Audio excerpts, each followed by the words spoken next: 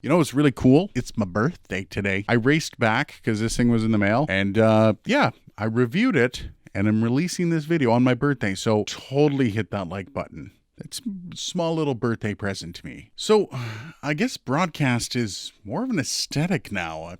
Perhaps that begs a separate conversation. Anyhow, this is the AudioTechnica AT2040. So is it a beast or is it a bust? Perhaps we could address the whole aesthetic of the microphone as being a broadcast mic. Though if you want to get a bit more in depth with that, get subscribed because I think we need to talk about that. I think things are getting a bit out of hand in regards to that. Anyhow, this microphone, built like a tank. Almost all metal construction except for this, the little connector. Feels good and for the most part doesn't have any cheap vibes. Though if you're a purist and hate plastic on a microphone, well, I'm sorry.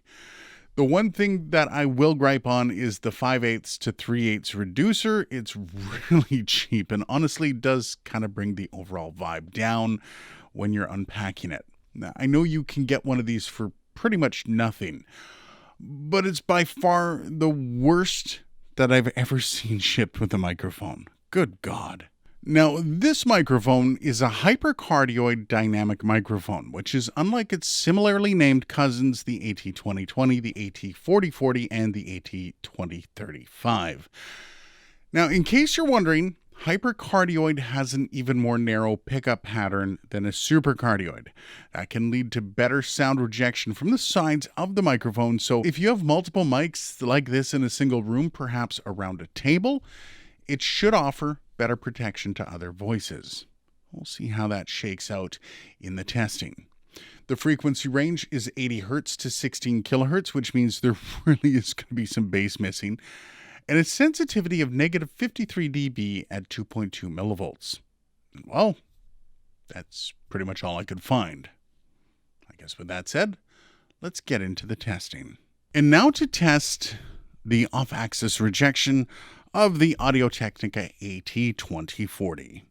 This is me speaking about 5 inches away from the front of the microphone. This is me speaking about 5 inches away from the side of the microphone. And this is me speaking about 5 inches away from the rear of the microphone. Now for a plosive test of the AudioTechnica AT2040. Peter Piper picked a peck of pickled peppers.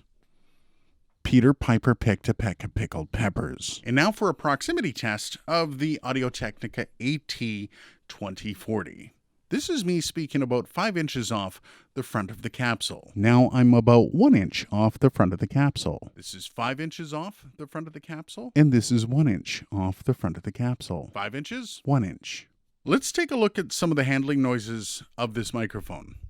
And one of the things that a lot of people like to do with broadcast mics is they like to hold the microphone while they're talking, especially people who don't understand microphones. So, this is some of the sounds you might be expecting to hear.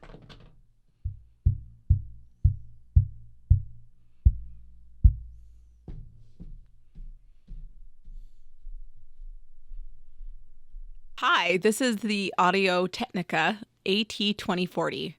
Now, I know a lot of people had wanted to get to know me better, or do they? And I always seem to do these videos after mowing the lawn and going for a run. So in that beautiful spirit, I will answer some questions that have come through in no particular order. No, I'm not going to do that. Yes. 5. Green frogs go ribbit. Only when the mood is up do I catch babies. And 42.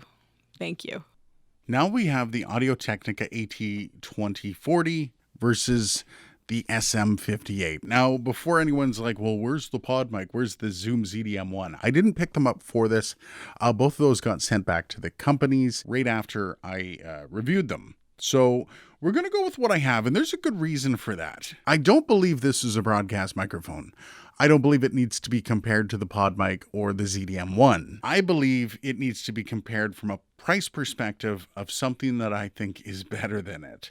And we're starting out with the SM58. These are two microphones that basically cost the same amount of money. This is the AudioTechnica AT2040, and this is the SM58 made by Shure. Side by side, what do you think? Which one sounds better? Let me know. Now we have the AudioTechnica AT2040 versus the Sennheiser E835. Once again, very similarly priced. You can get this on sale for $99. I think it's $99 usually. I'll just put it up here. This is the $99 from AudioTechnica. This is the $99 microphone from Sennheiser. Which one do you prefer? Which one sounds better on me? So you want to be a broadcast microphone, do you? Well, let's play with the big boys then, why don't we? This is the AudioTechnica AT2040 versus the, say, granddaddy of all broadcast microphones. This is the Electro Voice RE20. And this is how they sound back to back. Now, we will have a video coming up on what makes a broadcast microphone so special. And, well, just going between these two, I'm not sure if you can pick up on what makes a broadcast microphone special. Which one do you like? I can't believe I'm asking that. This is the RE20, and this is the AudioTechnica AT2040. Broadcast microphone? Broadcast microphone. Now, I can't do the RE20 and not bring out the SM7B, what has turned into one of the biggest broadcast microphones of all time. This is the AT2040 versus the SM7B. Of course, I'm going to have to gain the SM7B up quite a bit more than this one in post. What do you think between the two of these? And I know this is unfair, but I'm doing this for a reason. Okay? If you want to call yourself a broadcast microphone, well, then you have to sit with, well, the broadcast microphones. And I feel as though this is somewhat fair when you start using that moniker in your advertising. So this is the AT2040, and this is the SM7B. Please, if there's anyone out there going, oh, I like the AT2040 better, hit me up down below. I kind of want to hear that. Like, for real. Okay, pros and cons. I think the biggest pro has to be the price. For $100, you get, I guess, what you would call a camera-ready microphone. And that's pretty much it. As for the cons, and what I really don't like from this is the new thing of microphones trying to exploit the look of broadcast mics to sell more. Basically, the only thing this is offering you is aesthetics. I mean, the mic doesn't sound horrible, but I would easily prefer the SM58 over it from a sound perspective. Perhaps it would be cool to try to mount the SM58 capsule in here and see how that might sound. Get subscribed. I think we might be trying some more stuff like that in the fall. It does sound like fun. The mic has a lot of handling noise despite having an internal shock mount, and for mics of the broadcast aesthetic, that is especially important as people love to grab broadcast microphones. Also, another drawback is the off-axis rejection. It's not great, and the coloration, it's kind of bad. Keep that in mind if you're going to have this in a close setup. I guess I did kind of allude to a lot of this, but let's just go over it all. Honestly, I don't think you should have to choose between a sexy mic and something that sounds good on more than just a few people. It's almost like this mic is preying on people that want a professional look but don't have the money.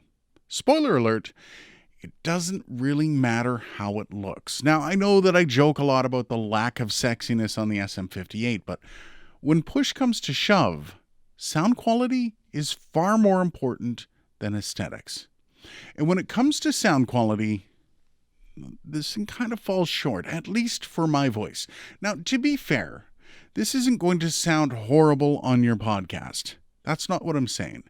But it definitely will not sound better than an SM58 or an E835, which makes me wonder why you wouldn't just buy that. On top of all that, for $100 between this, the pod mic, or the ZDM1, I think I'd go with the Zoom. If you want to see that mic in action, I used it for my review of the Zoom PodTrack P4. You can check that out right up here. It's kind of funny how the best entry-level broadcast mic was released almost as an aside to the PodTrack setup. I think you already know my answer here. No, not really worth it. And if you want something with a bit more body to it, try the Zoom ZDM1. I really do want to get behind the concept of a cheap broadcast microphone, but there does need to be a bit more offered than just the looks. Let me know what you think down below. Do you like it? Cheers, and I will see you in the next video.